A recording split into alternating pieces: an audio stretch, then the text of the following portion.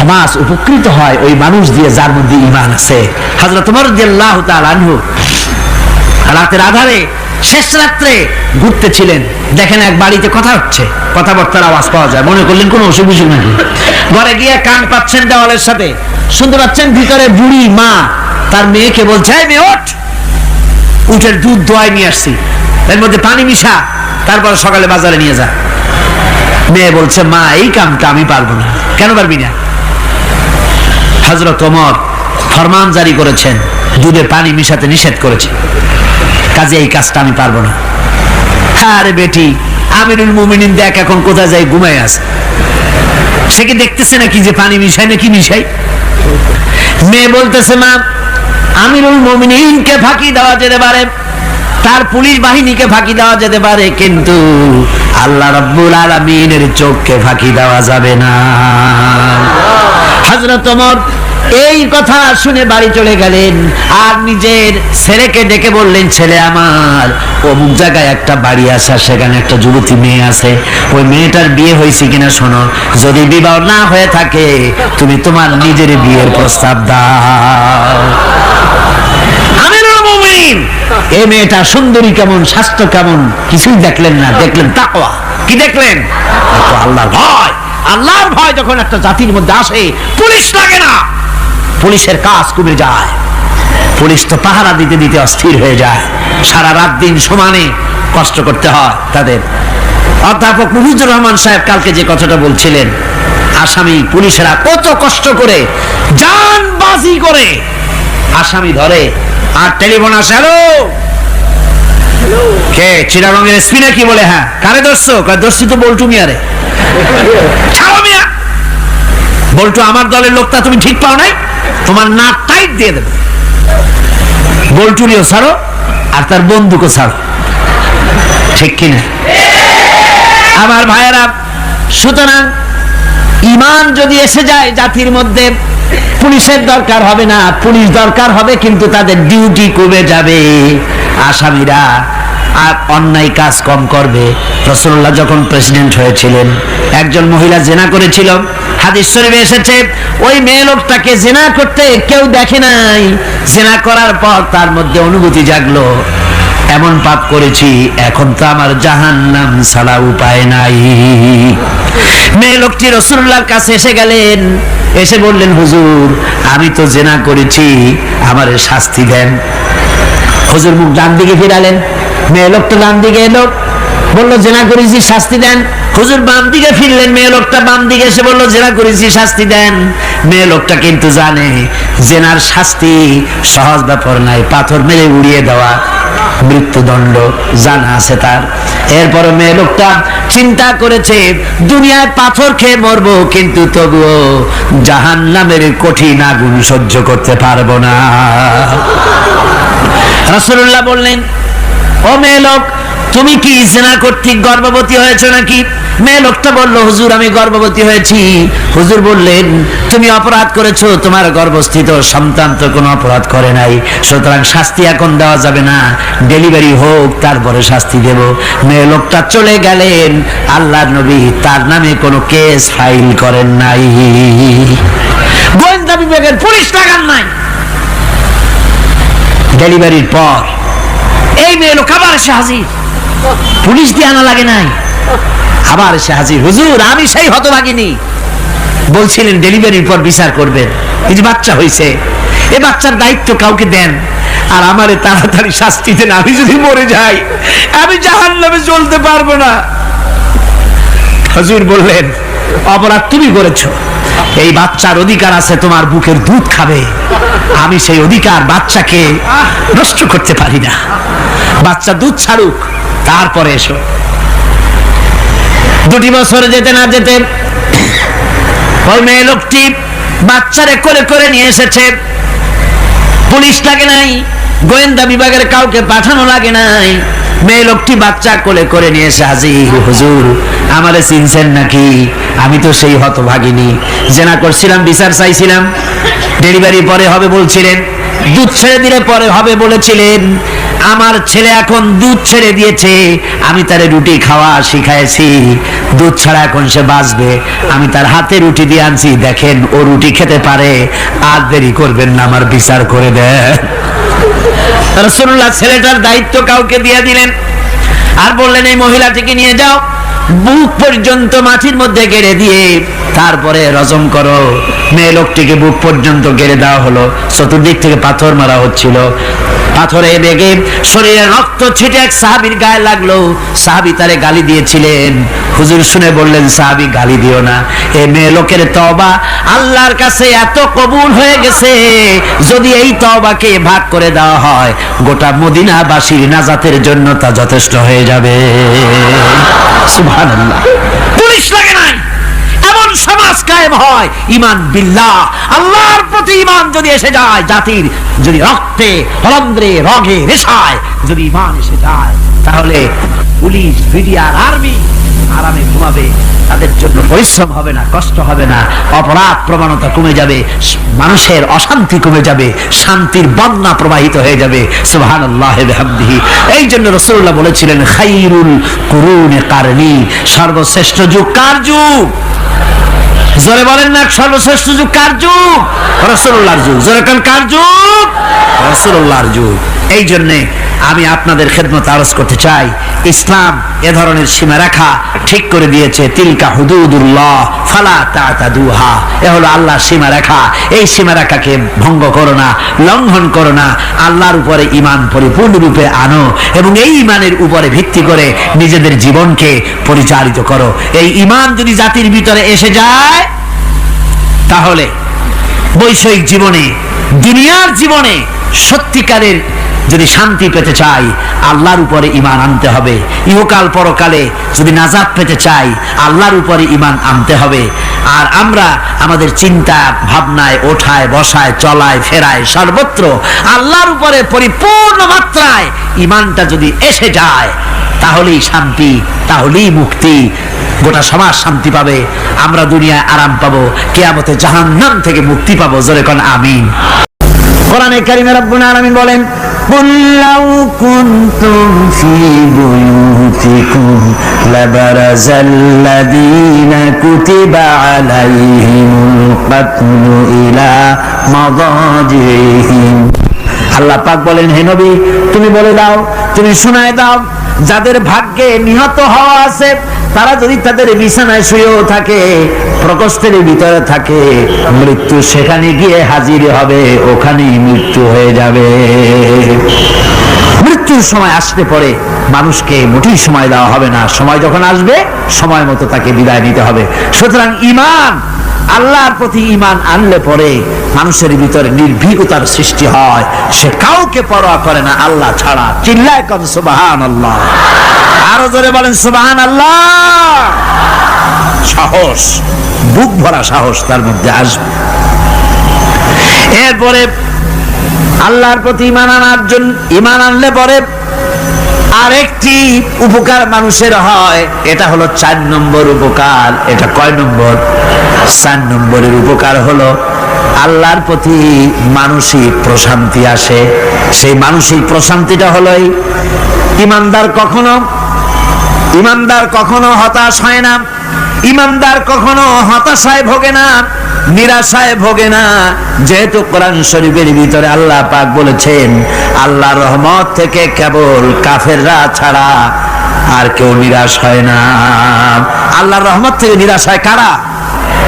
যেরকম কারা নিরাশ হয়? আর কেউ আল্লাহর রহমত থেকে নিরাশ হয় না।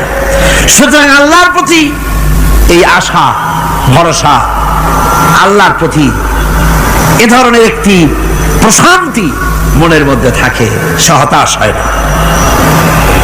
কারণ আল্লাহর প্রতি ঈমান আশায় তার বুক বেঁধে দেয়। আল্লাহ পাক কোরআনে কারীমের মধ্যে বলেছেন, আল্লাযী খালাকানি ফাহুয়া ইয়াহদিন। আল্লাহ ইব্রাহিম আলাইহিস সালামের মুখ দিয়ে কথা বলেছেন, আল্লাহ হচ্ছেন তিনি যিনি আমাকে সৃষ্টি করেছেন আর আমার হেদায়েতের রাস্তাও তিনি দেখিয়ে দিয়েছেন। ওয়াল্লাযী হুয়া ইউতঈমুনি ওয়া ইয়াসকিন।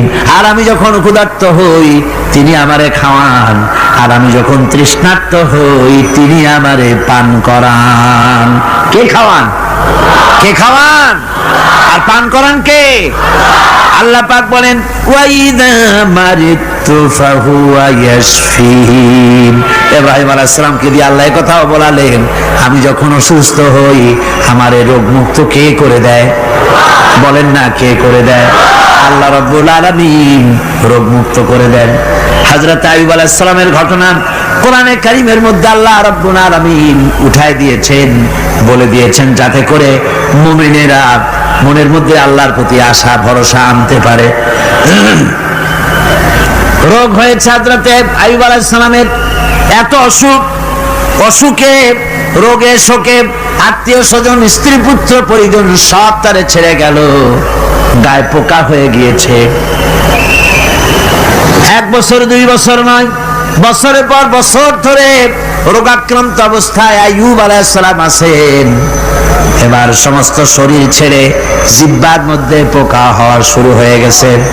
হযরত আইয়ুব আলাইহিস সালাম জিহ্বায় যখন পোকা শুরু হয়ে গেল, আল্লাহর দরবারে তখন তিনি ফরিয়াদ করে বলেছিলেন, রব্বুল আলামিন সারা শরীরে পোকা ধরলো, শরীর জরা জরা হয়ে গেল, রোগে শোকে শেষ হয়ে গেলাম, কোনো শিকায়ত করি নাই, এবার তো কথা না বলে পারি না। মাবুদ তুমি দয়া করে আমার জিহ্বায় পোকা দিও না, আমার জিহ্বাটা পোকা ধরেছে, দয়া করে পোকা জিহ্বায় দিও না, কারণ আমার জিহ্বায় যদি পোকা হয়ে যায় তাহলে তোমার মতো আল্লাহর জিকির আমি কি দিয়া করব?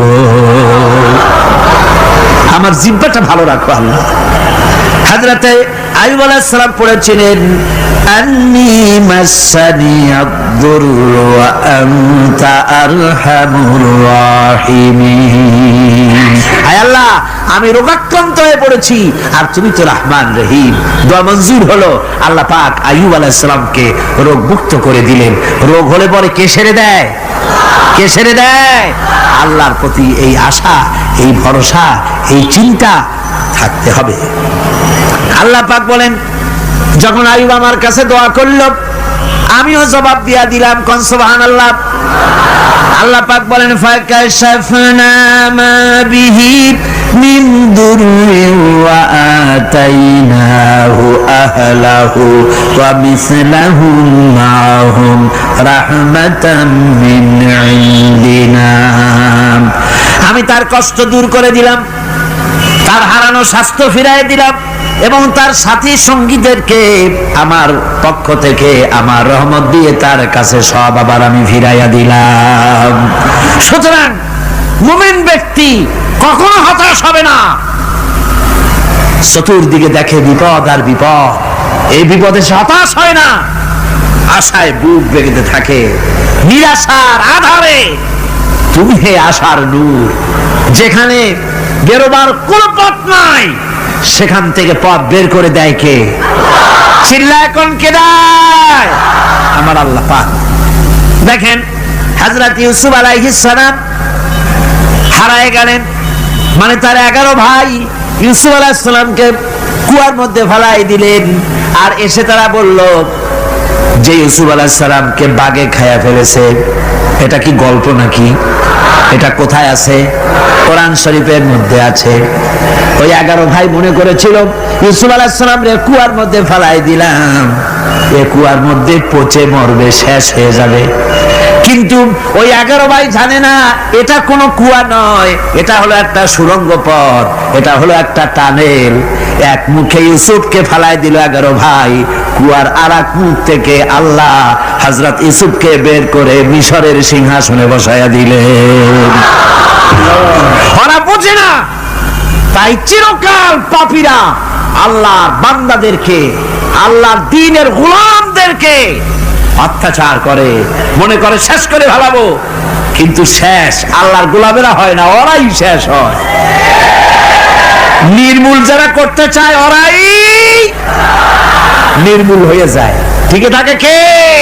আল্লাহর গোলামেরা। টিকে থাকে কে? আল্লাহর গোলামেরা টিকে থাকে। নির্মূলের নির্মূলই হয়ে যায় সব সময়। ঠিক কিনা কর? জোরে বলেন ঠিক কিনা?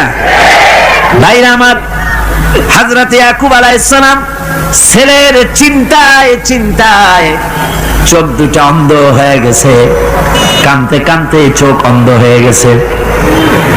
কিন্তু হতাশ হন নাই, কারণ হতাশ হবে কেবলমাত্র কাফেরেরা। হতাশ হয় কারা? আল্লাহ বলেছেন হতাশ হয় কাফের, ইমানদার কখনো হতাশ হয় না। হযরত ইয়াকুব আলাইহিস সালাম ছেলে হারাইয়া কি বলতেছেন শুনেন। আল্লাহ তার কথা কোরআনে কারীমের ভিতরে আল্লাহ কি সুন্দর করে উঠায় দিয়েছেন। হযরত ইয়াকুব পড়তেছেন ফাসাবরুন জামিলুন আসাল্লাহু আইয়াতিয়ানি বিহিম জামিআন ইন্নাহু হুয়াল আলিমুল হাকীম। ফাসাবরুন জামিল, ধৈর্য ধারণ করাই এখন আমার জন্য উত্তম।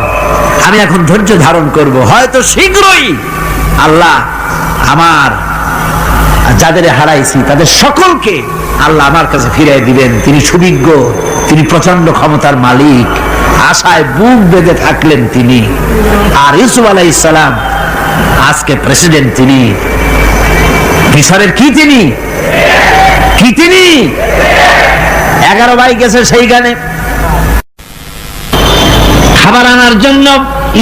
হযরত ইউসুফ আলাইহিস সালামের চিনতে কোনো কষ্ট হয় নাই, ওরা তো চেনে নাই, কিন্তু ইউসুফ আলাইহিস সালাম চিনে ফেলেছেন। হযরত ইউসুফ কোনো প্রতিশোধ নিলেন না। হযরত ইউসুফ পরিচয় দিলেন আর বললেন ভয় পাইও না, খাদ্য তোমাদেরকে দিয়া দিব। তোমাদের ব্যাপারে আমার বক্তব্য হচ্ছে লা তাসরিবা আলাইকুমুল ইয়াউম, তোমাদের বিরুদ্ধে আমার কোনো ক্ষোভ নাই, বিদ্বেষ নাই, মাফ করে দিলাম। এই জামাটা নিয়ে যাও, আমার আব্বার জন্য এই জামাটা নিয়ে যাও। জামা নিয়ে যাচ্ছে মিশর থেকে। কোথায়? কেনান। কোথায়? মিশর। মিশর থেকে ইউসুফ আলাইহিস সালামের জামা নিয়ে ছেলেরা কেনানের দিকে যাচ্ছে। আর এদিকে হযরত ইয়াকুব বলতেছেন আমি যেন আমার নাকের ভিতরে ইউসুফের গন্ধ পেতেছি। সুবহানাল্লাহ। জামা চলে এলো, চোখের উপরে তিনি রাখলেন, আল্লাহ চোখ ভালো করে দিলেন। সুবহানাল্লাহ। ভাইরা আমার, এই জন্য যারা আল্লাহর উপরে ভরসা করে, আল্লাহর ঈমান যাদের মধ্যে এসে যায়, ঈমান বিল্লাহর বড় উপকার হলো সে হতাশ হয় না। যত বড় বিপদ হোক হতাশ হয় না। দেখেন ইউসুফ আলাইহিস সালামকে কেমন করে জুলাইখা ঘেরাও করে ফেলে দিয়েছে। দরজা বন্ধ, তালা বন্ধ, জানালা বন্ধ, ছিটকানি মারা, খিল মারা, তালা দেওয়া, বেরোবার কোনো পথ নাই, চতুর্দিকে নগ্ন চিত্র। এবার জুলাইখার কুপ্রেত প্রবৃত্তিকে চরিতার্থ করতে হবে, খারাপ কাজ করতে হবে, বেরোবার পথ নাই। হযরত ইউসুফ আলাইহিস সালাম তিনি জানেন দরজা সব বন্ধ, পালাবার পথ নাই, কিন্তু আল্লাহ রাব্বুল আলামিনকে তিনি ভয় করলেন। যুবক মানুষ, আল্লাহ রাব্বুল আলামিনকে ভয় করলেন। রাব্বুল আলামিনকে ভয় করে তিনি তালাবদ্ধ দরজার দিকে দৌড় মারলেন। রাব্বুল আলামিন আপন কুদরতে সবগুলি দরজা খুলে দিলেন। ওয়া মান ইয়াত্তাকিল্লাহা ইয়াজআল লাহু মাখরাজা, যে ব্যক্তি আমারে ভয় করে, আমার পথে চলতে চায়, আমি রাস্তা খুলে দেই। সুবহানাল্লাহ। সুতরাং ঈমানে বুক বাঁধো জওয়ানেরা, তরুণেরা, হতাশ হওয়ার কোনো কারণ নাই, আশায় বুক বেঁধে থাকো। আপনারা বলেন এই পৃথিবীতে ইউনূস আলাইহিস সালাম যে বিপদে পড়ছিলেন, এর চাইতে বড় বিপদ পৃথিবীতে কিছু হতে পারে? আপনাদের চিন্তায় বুঝি পারে? এই দিকের লোকেরা কথাই কয় না মুঠো। কি বলেন পারে? এত বড় বিপদ চিন্তাও করা যায়। কোরআনে কারীমের মধ্যে আল্লাহ রাব্বুল আলামিন বলেন ওয়াযান্নুন ইয যাহাবা মুগাযিবান ফাযান্না আন লান নাকদিরা আলাইহি। ইউনূস আলাইহিস সালামকে যখন মাছে গিলে ফেলে দিল, মাছ এবার পানির অতল তলদেশে চলে গেছে। মাছের পেটের ভিতরে দরজা নাই, জানালা নাই, ছিদ্র নাই, পালাবার কোনো পথ নাই। আছে? ফানাদা ফিল যুলুমাতি আন লা ইলাহা ইল্লা আনতা সুবহানাকা ইন্নী কুনতু মিনাজ জালিমিন। জানেন নাই দোয়া? পড়েন সবাই, লা ইলাহা ইল্লা আনতা সুবহানাকা ইন্নী কুনতু মিনাজ জালিমিন। হে আল্লাহ, তোমার পবিত্রতা ঘোষণা করতেছি, তুমি ছাড়া কেউ নাই, আমার তো আর বাঁচার উপায় নাই, আমি আমার উপরে জুলুম করেছি, আর তোমার পবিত্রতা ঘোষণা করতেছি। জিকির করতেছেন তিনি মাছের পেটের মধ্যে বসে। আল্লাহ রাব্বুল আলামিন বলেন, ইউনূস আলাইহিস সালাম মাছের পেটের ভিতরে বসে যে চিৎকারটা মারলেন, দুনিয়ায় কোনো তার বন্ধু বান্ধবেরা শুনে নাই, কোন রাজা বাদশারা শুনে নাই। মাছের পেটের মধ্যে ফানাদা ফিল যুলুমাত, যুলুমাত হলো জমায় কাসির, এখানে তিনটা অন্ধকার ছিল। কয়টা অন্ধকার? একটা হলো মাছের পেটের অন্ধকার, একটা হলো রাতের অন্ধকার, আর একটা হলো পানির অন্ধকার। ত্রিবিধ অন্ধকারের ভিতর থেকে ইউনূস আলাইহিস সালাম হতাশ হয়ে যান নাই, তিনি চিৎকার মেরে আল্লাহরে ডাক দিলেন। আল্লাহ কয়, আমি ডাক শুনছি, কেউ তোমার ডাক শোনে নাই, আমি তোমার আরশের মালিক, আমি আল্লাহ শুনতে পেয়েছি, শুধু শুনি নাই, জবাবও দিয়া দিলাম। ফাস্তাজাবনা লাহু ওয়া নাজ্জাইনাহু মিনাল গাম্মি ওয়া কাযালিকা নুজিল মুমিনিন। পড়েন না সবাই, ফাস্তাজাবনা লাহু ওয়া নাজ্জাইনাহু মিনাল গাম্মি ওয়া কাযালিকা নুজিল মুমিনিন।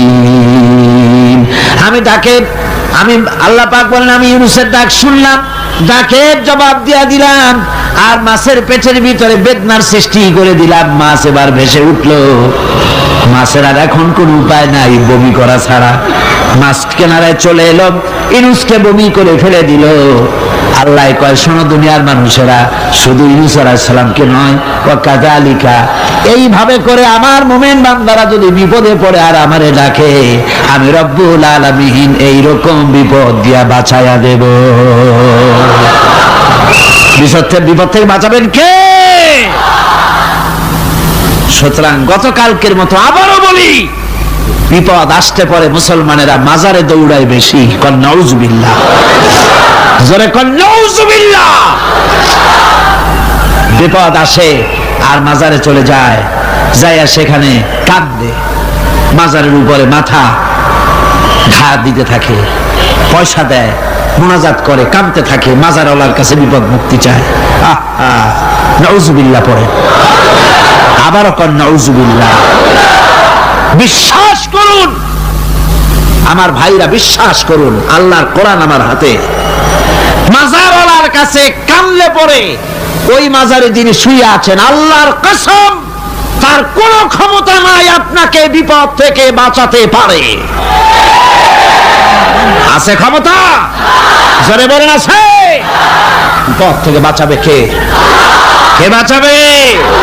আল্লাহ। আপনারা টাকা দেন, আর ওই টাকাগুলি ওইখানে মাজারে বৈশা জনমের খাওয়া খায় মাজারের পাহারাদার এক শ্রেণীর পান্ডারা। টাকাগুলা মাথায় দেখবেন মাজার কেন্দ্র করে লাল লাল চাদর গায়, তারপরে চট, মাথায় জট, দাড়িতে জট, দাড়িতে জট, আর মোষ। হায়রে মোষ! 6টা টর্চ লাইট দিয়েও যদি আপনি খোঁজেন, মুখ তালাশ করে পাবেন না, এত মোষ। সমানে গাঁজা খায় আপনার পয়সা দিয়ে, ধর্মের নামের ব্যবসা করে। যাই দেখেন মাজারগুলো, প্রত্যেকটা মাজারে 5টা 10টা লোক বসা আছে। ঘাট ধরে বের করে দাও। আর বাবা মাজারে বসে আছো কেন? মসজিদে যাও। কোথায় যাবে? কোথায় যাবে?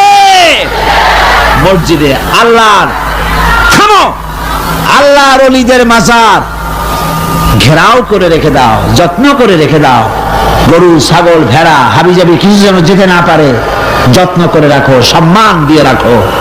কিন্তু তোমার ওখানে পাহারা দিতে বলছে কে? তুমি ওখানে বসে থাকো কেন? গুড় যেখানে পিঁপড়া সেখানে। পয়সা দেওয়া বন্ধ করে একটারও পাবেন না ওখানে, ঠিক কিনা? সব ধান্দাবাজ পয়সার লোভে ওখানে বসে থাকে, গাঁজা খায়, মদ খায়, নামাজ পড়ে না। আর আপনার টাকা দিয়া খোঁজ নিয়ে দেখেন, মাজারের মুতল্লি যত আছে সব বাসের মালিক, ট্রাকের মালিক, কোটি কোটি টাকার ব্যবসা করে। সুতরাং এগুলি ছাড়েন, এ ধান্দাবাজি বন্ধ করুন। মাজারের সাথে কোনো সম্পর্ক নাই। মুসলমানের সম্পর্ক কেবল মসজিদের সাথে। কিসের সাথে? মসজিদের সাথে সম্পর্ক করে। আমার বন্ধুগণ, বিপদ আসলে পরে কবরের কাছে যাওয়া নয়, বিপদ আসলে পরে মসজিদে যান, 2 রাকাত কাজায়ে হাজাতের নামাজ পড়েন। রাসূলুল্লাহ পড়েছেন, কাজায়ে হাজাতের নামাজ পড়েন, সিজদায় পড়ে গিয়ে আল্লাহর কাছে কাঁদেন, আপনার বিপদ আল্লাহ রাব্বুল আলামিন দূর করে দিবেন। আরে এমন আল্লাহরে থুইয়া কি যে বলবো, মানুষের যে কি হইছে। আমি সিলেটে দেখেছি শাহজালাল রহমতুল্লাহ আলাইহি, আল্লাহর ওলি, শাহ আমানত আল্লাহর ওলি, শাহ মাহদুব আল্লাহর ওলি। এই ওলিরা কোনদিন বলে যায় নাই যে আমার মাজারে পাহারা দিয়ে তোমরা টাকা আদায় করো। বলছে কেউ? শাহজালাল রহমতুল্লাহ আলাইহির মিশন কি ছিল, আর এই পাগলেরা করে কি? হযরত শাহজালালের তরবারি আজও আছে। আমি তরবারি দেখেছি, দোধারি তরবারি হাতে নিয়ে এসেছেন। এক হাতে ছিল তরবারি, আর এক হাতে ছিল আল্লাহর কোরআন। যখন সিলেটে ঢুকলেন, গৌর গোবিন্দ তার সব কিছু, তিনি আজান দেওয়ালেন। আজান শোনা মাত্র মূর্তিগুলো কাঁপতে লাগলো। গৌর গোবিন্দের কলজা গলার কাছে চলে আসছে, জিজ্ঞেস করছে ব্যাপারটা কি, এরকম হচ্ছে কেন? জ্যোতিষীরা বলল যবন এসেছে, ম্লেচ্ছ এসেছে, আর উপায় নাই। শাহজালাল রহমতুল্লাহ আলাইহি তিনি বসলেন গেটের কাছে, এবার সব পালাচ্ছে। গৌর গোবিন্দ বলল সাপুরিয়াদের ডেকে যে আমারে একটা বাক্সের মধ্যে ভরিয়া সাপ বলে চালাই দিও, আমি সামনে পড়তে চাই না। ভয়তে কলজা গলার কাছে চলে আসছে শুধু আজান শুনে। এরপরে লোক সব চলে যাচ্ছে, উনি দেখতেছেন যাও যাও যাচ্ছে সব। তারপরে ঝুলিতে করে যাচ্ছে সাপুরিয়ারা, তোমাদের এর মধ্যে কি? সাপ, যাও যাও যাও। এরপরে বড় একটা বাক্স, ওটার মধ্যে কি? কয় যে হুজুর আমরা সাপ খেলা দেখি, এর মধ্যে সাপ। নামাও, আমি সাপ খেলা দেখবো, নামাও। এরপরে বাক্স খুলছে, দেখে যে আসল সাপ বাইর হয়েছে। গৌর গোবিন্দ বলল যে আমার রাজত্ব ছেড়ে দিলাম, আমারে জানে বাঁচা। শাহজালাল রহমতুল্লাহ আলাইহি বললেন আমি তো মারতে আসি নাই, আমি তো হত্যাকাণ্ড করতে আসি নাই, আল্লাহর দ্বীনকে নিয়ে এসেছি। তিনি ক্ষমা করে দিলেন। সেই শাহজালাল রহমতুল্লাহ আলাইহির মাজারে লোকেরা বিভিন্ন জায়গা দিয়ে যায়, বাস ভরে ভরে যায়, যাইয়া চাদরের উপরে যাইয়া মাথা ঘা দিতে থাকে আর কাঁদতে থাকে। কতগুলো গজাল মাছ আছে, বিরাট বিরাট গজাল, গায়ে সাদলা পড়ে গেছে, দেখলে মনে হয় যেন রিটায়ার্ড অফিসার, এরকম মোটা। ওগুলারে মুড়ি খাওয়া, কলজা খাওয়া। একটা কুয়া আছে, পানি এত পচা, কয় যে এইটার আর এক মুখ হলো জমজমের সাথে মিশানো। নাউজুবিল্লাহ। হায়রে মানুষ, মুসলমানের আকীদা হয় এত খারাপ, আকীদা বদতর হয়ে গিয়েছে। এগুলি ধর্মের নামের ব্যবসা, এগুলি জোরে বলেন কি? এই ব্যবসা বন্ধ করতে হবে, এই ব্যবসা বন্ধ করতে হবে। এরা ধর্মের নামের লুটেরা, চাদর দিয়ে, আগরবাতি দিয়ে, মোমবাতি দিয়ে, সেজদা দিয়ে মুশরিক হয়ে যাচ্ছে, ইসলাম থেকে খারিজ হয়ে যাচ্ছে। আমার কাছে রিপোর্ট এসেছে প্রচন্ড ভিড়ে মানুষের কষ্ট হচ্ছে, তো কি করা যাবে? আমি বললাম ভিড়, আর আপনারা যদি ভিড় দেখতে চান তাহলে তো সব লোক দাঁড়ায় যাবে, আপনাদের তো দেখার দরকার নেই। একটু চেপে চেপে বসেন আর জোরে সোরে জিকির করেন, লা ইলাহা ইল্লাল্লাহ, লা ইলাহা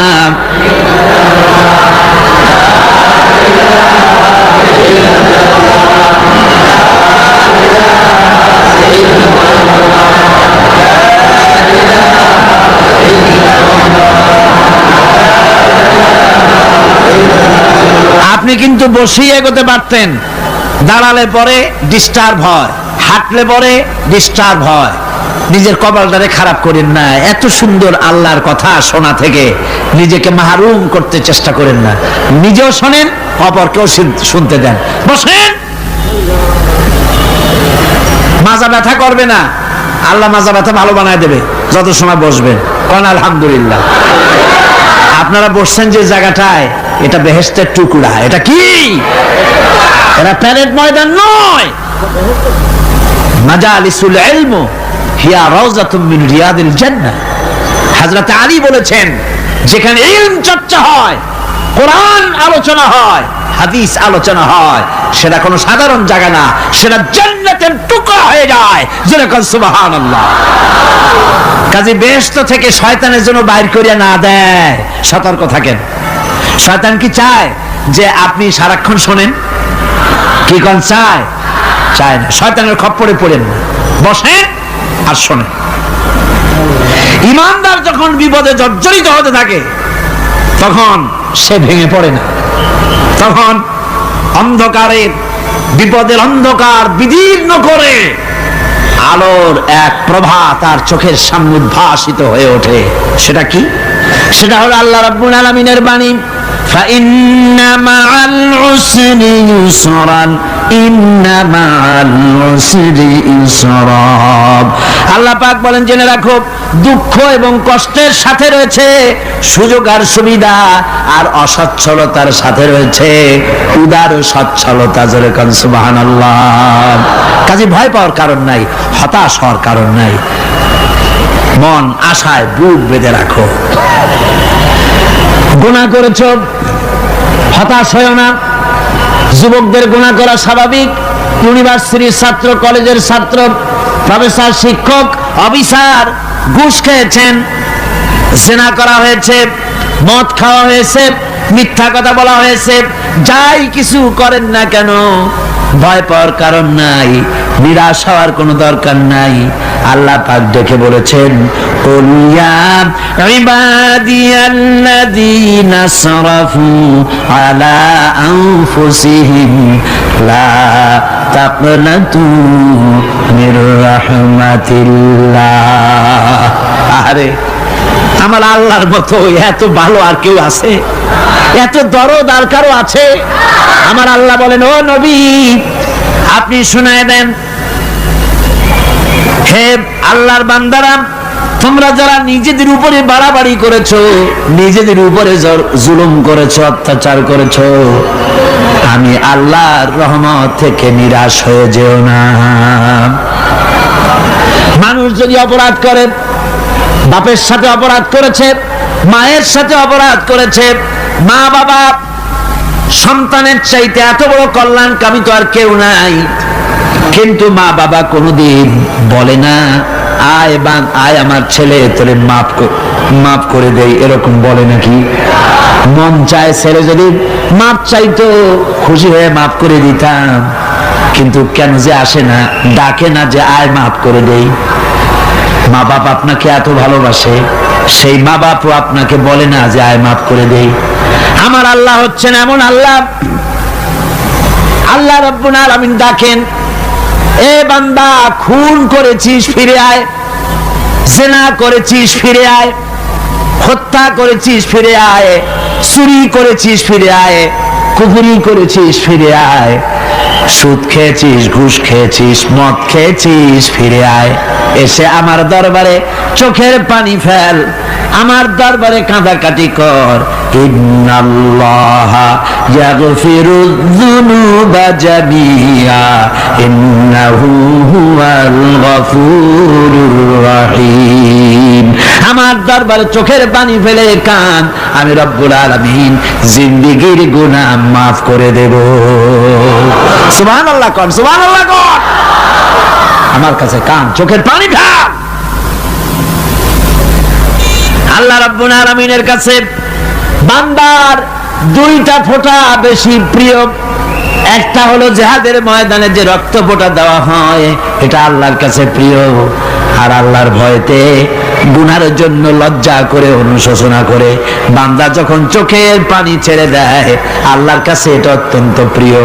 নবীজি বলেছেন, বান্দা যখন গুনার ভয়তে, আল্লাহর ভয়তে, জাহান্নামের ভয়তে অনুশোচনা করে যখন চোখ দিয়ে পানি ছেড়ে দেয়, ওই চোখের পানি নাকের অর্ধেক আসতে না আসতে আল্লাহ রাব্বুল আলামিন বান্দারে মাফ করে দেন। আল্লাহ বরদাস্ত করতে পারেন না যে বান্দা কান্দে। আমার ভাইরা, আল্লাহ রহমত, এই পৃথিবীতে আল্লাহর রহমতকে 100 ভাগ করা হয়েছে। আল্লাহর রহমতের কত ভাগ?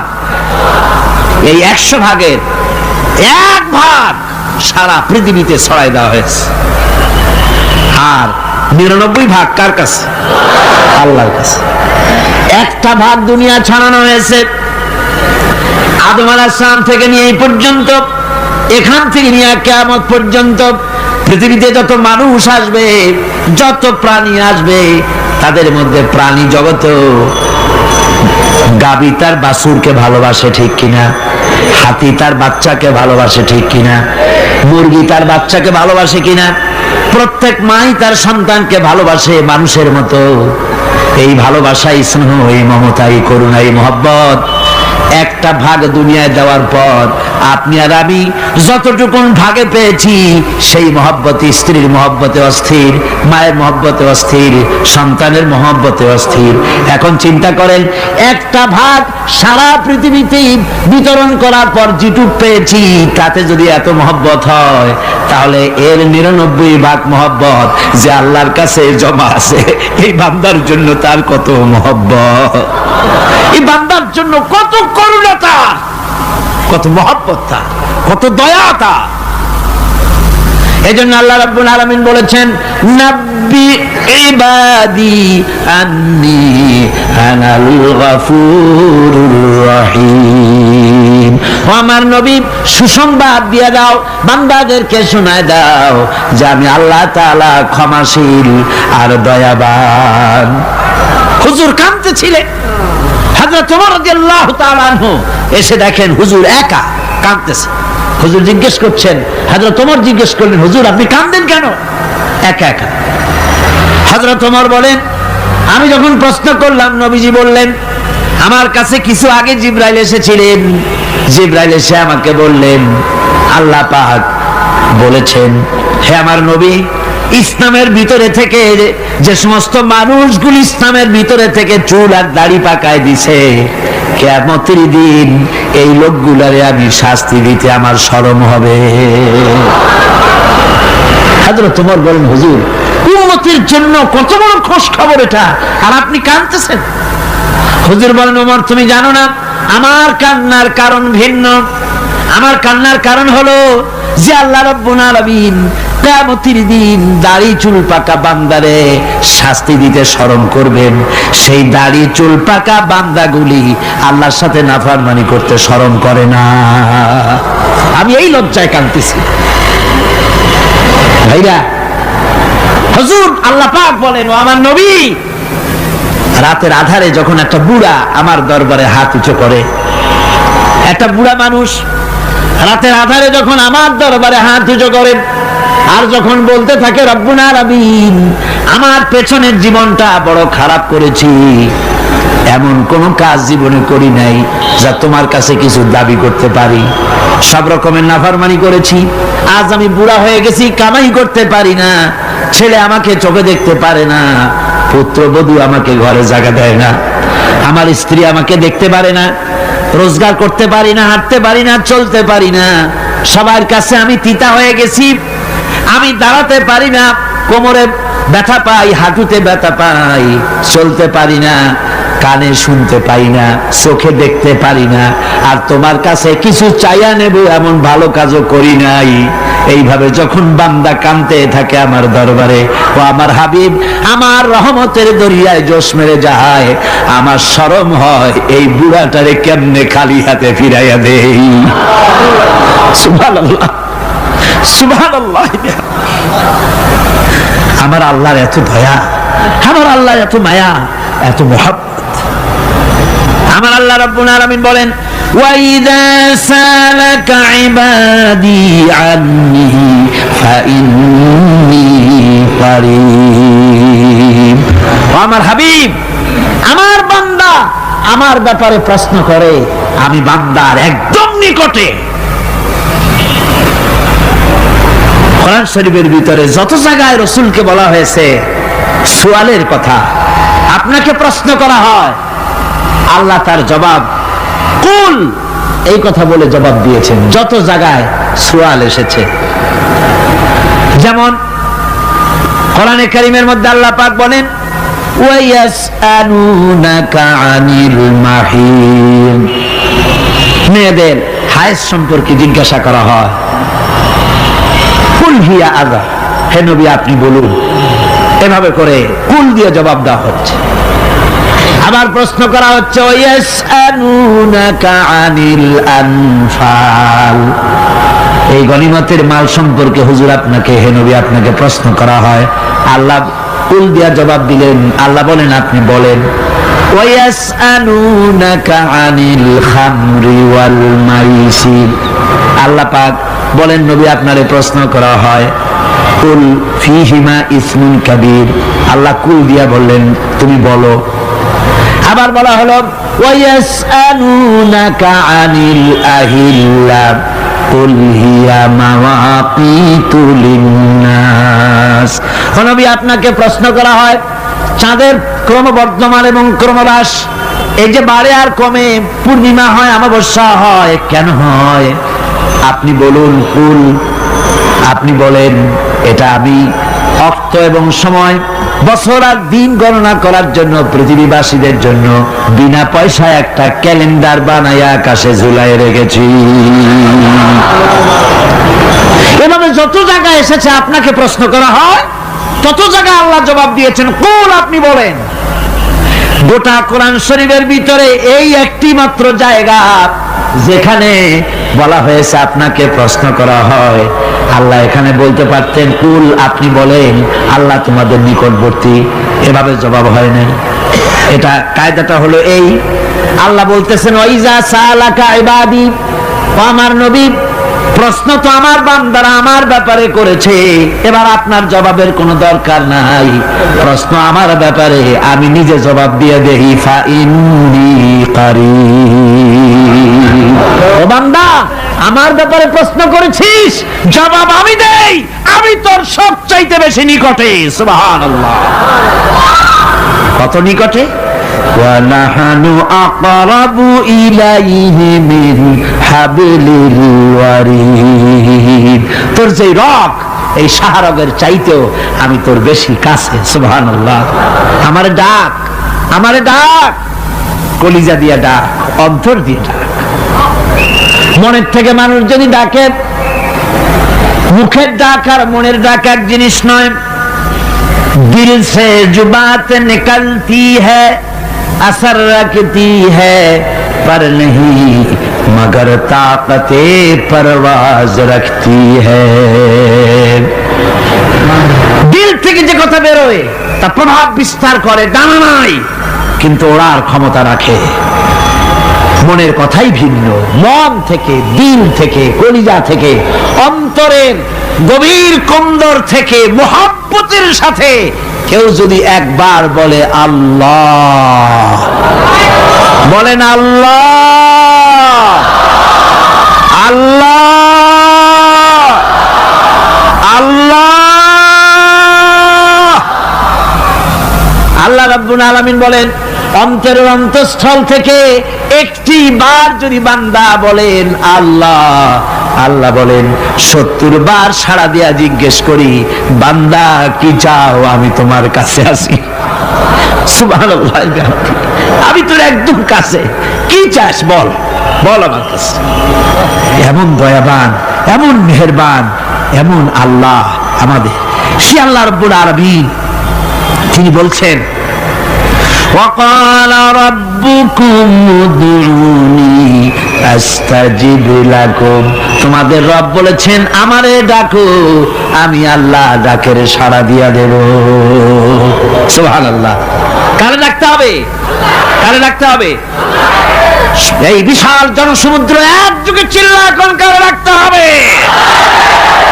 কোন পীর সাহেবকে নয়, আল্লাহর কসম কোন খাজা বাবাকে নয়, ডাকতে হবে কারে? চিল্লা এখন কারে? ওয়াকালা রাব্বুকুম উদউনি, তোমার রব তোমাকে বলতেছে আমারে ডাকো, আস্তাজিব লাকুম, আমারে ডাকবে আমি সাড়া দিয়ে দেব। সুবহানাল্লাহ। আল্লাহকে ডাকেন, কি চাই আপনার বলেন, কি চাই?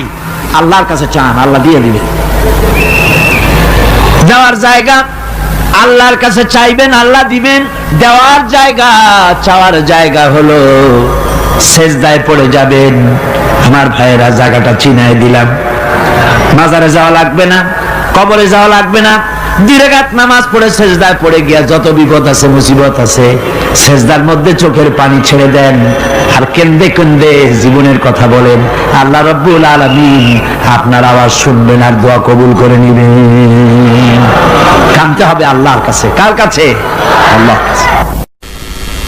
সুম্মা ইস্তাগফিরুল্লাহ, আর এরপরে সে যদি আমি আল্লাহর কাছে ক্ষমা চাই, ইয়াজিদিল্লাহ গাফুরার রহিমা, সে আমি আল্লাহকে গফুর এবং রহিম হিসাবে পাবে। সুবহানাল্লাহ। আল্লাহকে গফুর এবং রহিম হিসাবে পাওয়া যাবে। সব আল্লাহকে বলতে হবে, গুনাহ মাফ চাইতে হবে। এই জন্য হুজুর সাল্লাল্লাহু আলাইহি ওয়াসাল্লাম দৈনিক 100 বার তওবা পড়তেন। কোন হাদিসে আছে 70 বার, কোন হাদিসে আছে 100 বার তওবা পড়তেন। নামাজের পরে তো প্রত্যেক নামাজই পড়তেন হুজুর, সালাম ফিরাতেন আর সাথে সাথে বলতেন আল্লাহু আকবার, আস্তাগফিরুল্লাহ, আস্তাগফিরুল্লাহ, আস্তাগফিরুল্লাহ। মনে থাকবে আপনাদের? মনে থাকবে? সালাম ফিরাইয়া কি বলবেন? না, সালাম ফিরাবার সাথে সাথে বলবেন আল্লাহু আকবার, তারপরে পড়বেন আস্তাগফিরুল্লাহ, আস্তাগফিরুল্লাহ, আস্তাগফিরুল্লাহ। তওবা করবেন, আল্লাহর কাছে সবসময় গুনাহ মাফ চাইতে থাকবেন, বিনীত থাকবেন।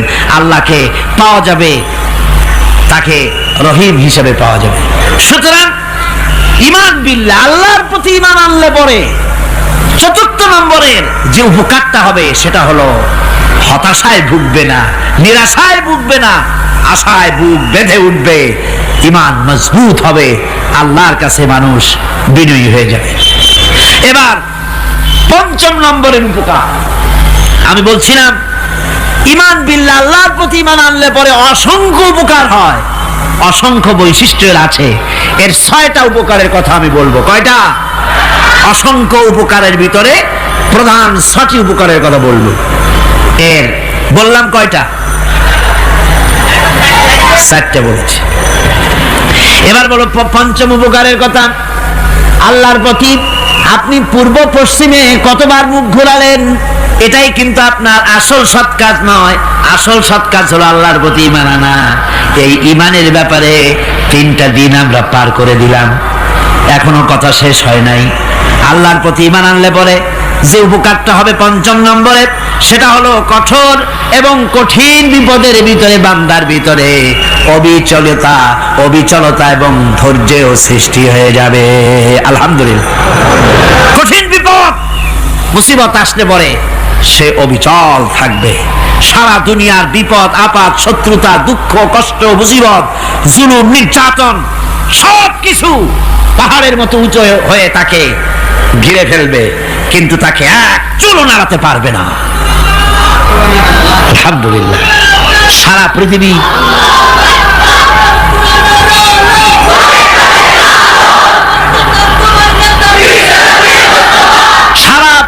একদিকে আর সে একা একদিকে থাকবে। বিরোধিতা তো হবেই, বিপদ তো আসবেই। কবি বলতেছেন সাথে জাকা রহা হ্যায় अज़ल से ता इमरोज सते जाका रहा है अज़ल से ता इमरोज चरागे मुस्तफावी से शरारे बुल हबीस সে আবহমান কাল থেকে শুরু করে মুস্তাফা সাল্লাল্লাহু আলাইহি ওয়াসাল্লামের দীপ শিখার সাথে আবু জাহেল আবু লাহাবের অগ্নিস্ফুলিঙ্গের টক্কর লেগেই আছে। রাসূলুল্লাহ আল্লাহর দেওয়া এই বিধান, এই দ্বীনের বাতিটা টিম টিম করে জ্বলেছে। আর গোরকি টর্নেডো হাজার হাজার মাইল বেগে হেরিকেন এসেছে, গোরকি এসেছে, টর্নেডো এসেছে, টাইফুন এসেছে, কিন্তু এই আলো নিবাইতে পারে নাই। সুবহানাল্লাহ, এই আলো নিবাতে পারে নাই। এই শত্রুতা চিরকালের, নিবাতে পারবে না। কারণ হচ্ছে আল্লাহ রাব্বুল আলামিন বলেছেন يريدون ليطفئوا نور الله بأفواههم والله متم نوره ولو كره الكافرون। ওরা চায় মুখের ফু দিয়ে আমার আলোকে নিভিয়ে দেবে, কিন্তু আমি আমার আলোকে পূর্ণতা দান করব। তাতে কাফের বেঈমানদের কলজায় যত জ্বালা যন্ত্রণা হোক, আমার দ্বীন কেউ মিটাই দিতে পারবে না। কল সুবহানাল্লাহ। সুতরাং বিপদে অবিচলতা আসবে, সে অটল হবে, মজবুত হবে। কোরআনে কারীম বলতেছে ওয়া কাযালিকা জাআলনা লিকুল্লি নাবিয়্যিন আদুওয়াম মিনাল মুজরিমিন। এই পৃথিবীতে এমনি করে আমি সকল নবীদের শত্রু বানিয়েছি, সব পাপিষ্ঠ অপরাধীদেরকে। নবীদের সাথে বিরোধিতা করেছে কারা? পাপিষ্ঠরা, অপরাধীরা। আজও খুঁজে দেখেন, আজও ইসলামী আন্দোলনের বিরোধিতা যারা করে সবগুলি কি? পাপিষ্ঠ। সত্য কি না কর? ইসলামী আন্দোলনের বিরোধিতা যারা করে হিসাব করে, চোখ দিয়ে তাকায় দেখেন, খুঁজে দেখেন তাদের নামগুলি। মদখোর, জিনাকার, বদমাশ, চোর, হাইজাকার, বেনামাজি, লুটেরা, মিথ্যাবাদী, সবচাইতে সমাজের নিকৃষ্ট লোকগুলি ইসলামের বিরুদ্ধে করে।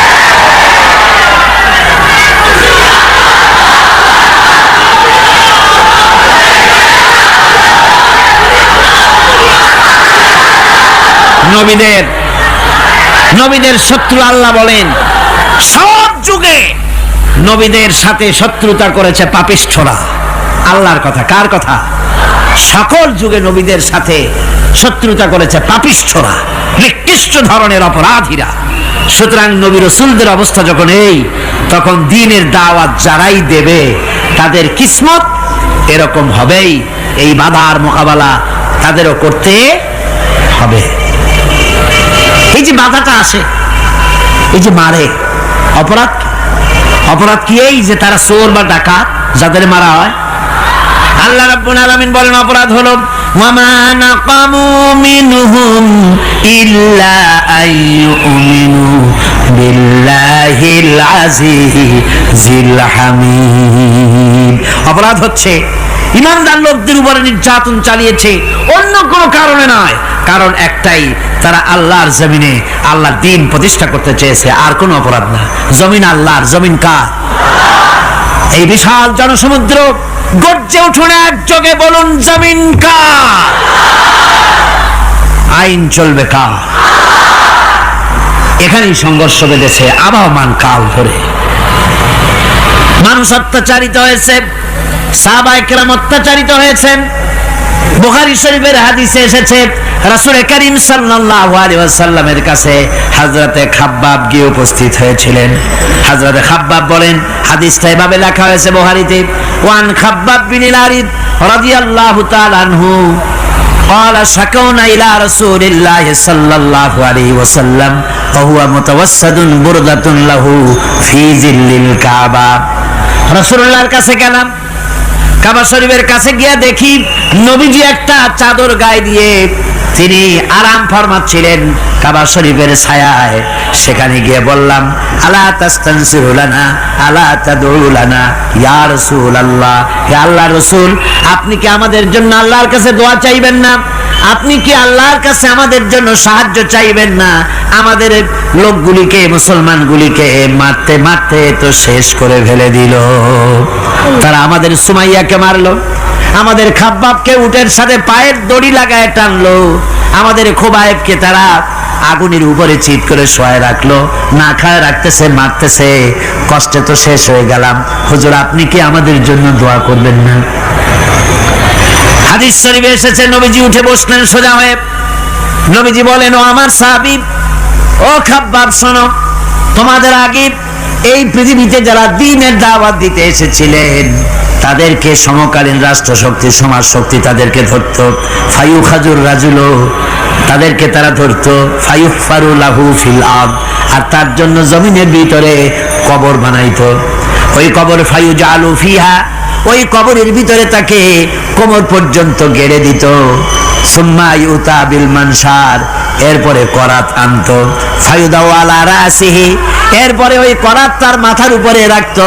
ফায়ুজালু নিসফাইন, এরপরে করাত দিয়া চিরে জীবিত মানুষটারে দ্বিখণ্ডিত করে ফেলে দিত। মা ইয়াসুদ্দুহু যালিকা আন দীনিহি, ও আমার খাব্বাব, এত কষ্ট দেওয়ার পরেও সেই যুগের কোন মুসলমানকে, দ্বীনের দায়ীদেরকে আল্লাহর দ্বীন থেকে এক চুলো তারা সরাই দিতে পারে নাই, এক চুলো সরাতে পারে নাই। ওয়াল্লাহি, ও খাব্বাব, আমি আমার আল্লাহর নামে কসম করে বলছি, লা ইউতাম্মান্নাল্লাহু হাযাল আমরা হাত্তা ইয়াসিরার রাকিবু মিন সানা ইলা হাযরামাউত।